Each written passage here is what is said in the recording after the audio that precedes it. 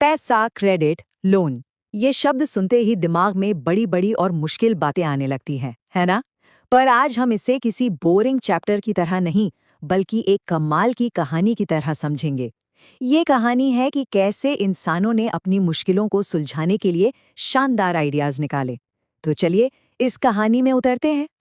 हम सफर शुरू करेंगे एक ऐसी दुनिया से जहां पैसा था ही नहीं।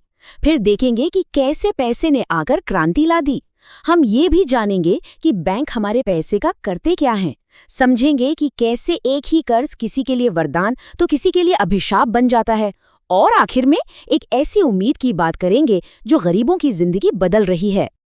तो चलिए सबसे पहले उस दुनिया में चलते हैं और उस प्रॉब्लम को समझते हैं जिसकी वजह से पैसे को जन्म लेना पड़ा। जरा सोचिए, दुनिया में पैसा है ही नहीं। मान लीजिए कि आपके पास गेहूं है और आपको जूते चाहिए, तो आप क्या करेंगे? ये छोटा सा सवाल हमें एक बहुत पुरानी और मुश्किल व्यवस्था की तरफ ले जाता है।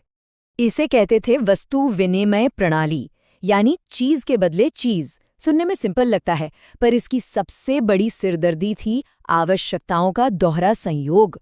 मतलब आपको सिर्फ ऐसा इंसान नहीं ढूंढना था जिसके पास जूते हों, बल्कि उसे ऐसा इंसान ढूंढना था जिसे आपके गेहूं की जरूरत भी हो। सोचे कितना मुश्किल और टाइम खराब करने वाला काम था ये।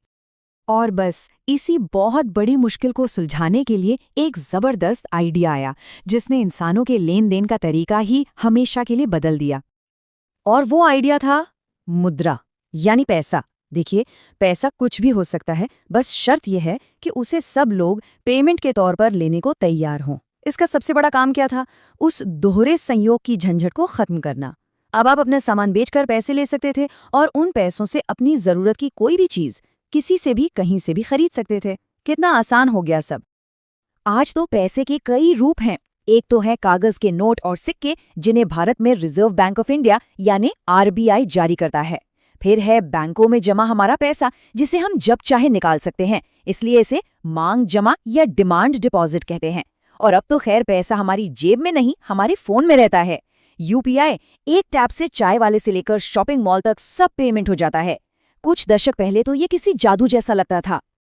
अच्छा, अब जब पैसा आ गया तो सवाल उठा कि इसे सुरक्षित कहाँ रखें, इसका मैनेजमेंट कैसे हो। बस यहीं से कहानी में एंट्री होती है बैंकों की।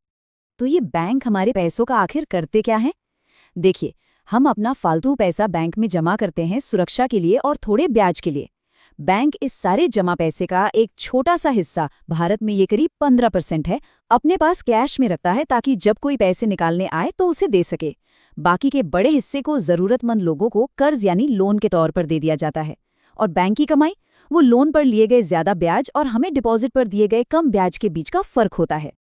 तो बैंक का एक सबसे जरूरी काम है लोन देना, जिसे हम साख या क्रेडिट भी कहते हैं। ये एक बहुत ही पावरफुल टूल है, लेकिन ये थोड़ा कॉम्प्लेक्स भी है। साख या क्रेडिट असल में एक समझौता है, एक वादा कि उधार देने वाला आज आपको पैसे या सामान दे रहा है और आप वादा करते हैं कि भविष्य में उसे चुका देंगे। ये पूरा सिस्टम भरोसे पर चलता है। पर इस वादे का अंजाम अच्छा भी हो सकता है और बुरा भी। एक तरफ सलीम की कहानी है। उसने त्योहार के ऑर्डर के लिए लोन लिया, उससे माल बनाया, बेचा, अच्छा मुनाफा कमाया और आराम से लोन चुका दिया। यहाँ क्रेडिट ने उसकी तरक्की में मदद की। वहीं दूसरी तरफ स्वप्ना है, एक किसान जिसने फसल के लिए लोन लिया, पर किस्मत खराब, फसल ही चौपट हो गई। अब वो लोन नहीं चुका सकती और एक भयानक कर्ज के जाल में फंस गई है। हो सकता है उसे अपनी जमीन भी बेचनी पड़ जाए। और इसीलिए कहा जाता है कि साख एक दो धारी तलवार है। ये आपको बना भी सकती है और पूरी तरह से बर्बाद भी कर सकती है। लोन देने से पहले खासतौर पर बैंक एक गारंटी मांगते हैं। इसे ही कहते हैं कोलैटरल या जमानत। ये लोन लेने वाले की कोई अपनी चीज होती है, जैसे जमीन, घर, गाड़ी। अगर लोन नहीं चुकाया तो बैंक इस चीज को बेचकर अपना पैसा वापस ले सकता है। और यही गरीबों के लिए सबसे बड़ी रुकावट बन जाती है, क्योंकि उनके पास गारंटी के तौर पर रखने के लिए अक्सर कुछ नहीं होता।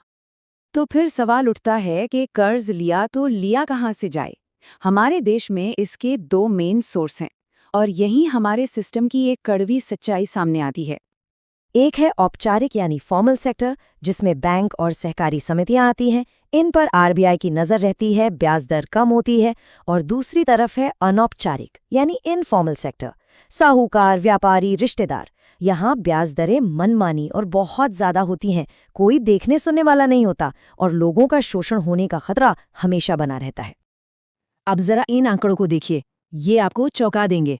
अमीर परिवार अपना 90% कर्ज फॉर्मल सेक्टर यानी बैंकों से लेते हैं और गरीब परिवार वो आज भी अपना 85% कर्ज इनफॉर्मल सेक्टर यानी साहूकारों से लेने को मजबूर हैं। 85%। और यही वजह है कि वो अक्सर कर्ज के जाल से बाहर ही नहीं निकल पाते। तो क्या इस बड़ी समस्या का कोई हल है? जी हाँ, बिल्कुल है। और इसका एक बहुत ही कारगर समाधान जमीन से ही निकल कर आया है। एक ऐसा आइडिया जो उन लोगों की मदद कर रहा है जिन्हें सिस्टम ने अकेला छोड़ दिया था। सवाल तो वही है ना कि अगर गरीबों के पास गारंटी देने के लिए कुछ है ही नहीं, तो उन्हें सही और सुरक्षित कर्ज आखिर मिले तो मिले कैसे? और इसका जवाब है स्वयं सहायता समूह यानी सेल्फ हेल्प ग्रुप्स। इसका आइडिया बहुत ही सिंपल लेकिन पावरफुल है। 15-20 लोग, ज्यादातर महिलाएं, मिलकर एक ग्रुप बनाती हैं। सब अपनी छोटी छोटी बचत को नियमित रूप से इकट्ठा करते हैं। अब अगर ग्रुप में किसी को लोन चाहिए तो वो इसी जमा पैसे से बहुत कम ब्याज पर ले सकता है। इससे धीरे धीरे उनमें पैसों का अनुशासन आता है और जब ग्रुप नियमित रूप से बचत और लेन देन करता है तो बैंक भी उस पूरे ग्रुप को बिना किसी गारंटी के लोन देने को तैयार हो जाता है। इन समूहों की ताकत जबरदस्त है। ये महिलाओं को आर्थिक रूप से आत्मनिर्भर बनाते हैं। ये गरीबों को साहूकारों के शोषण से बचाते हैं। ये बिना गारंटी वाली समस्या का सीधा हल निकालते हैं। और सबसे बड़ी बात, ये जमीनी स्तर पर गरीबी से लड़ने का एक बहुत कारगर तरीका है। तो पैसे से शुरू हुई हमारी ये कहानी हमें आज एक बहुत अहम सवाल पर लाकर छोड़ती है।